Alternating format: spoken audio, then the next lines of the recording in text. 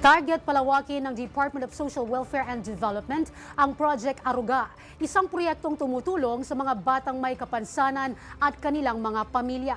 Sa kasalukuyan, may 400 benepisyaryo ang proyektong ito mula sa 4 na lungsod sa iba't ibang rehiyon.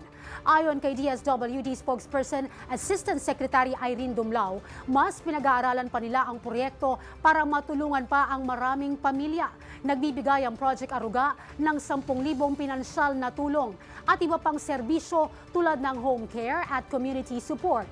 Sa deliberasyon ng Senado sa pondo ng DSWD, ibinahagi ni Senador Raffy Tulfo ang kanyang suporta para sa pagpapalawak ng proyektong ito.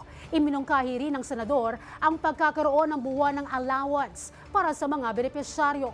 Suportado rin ito ni Senador Pia Cayetano na nagsusulong ng budget ng kagawaran at aniyay layong palawakin pa ang higit 1,200 benepisyaryo.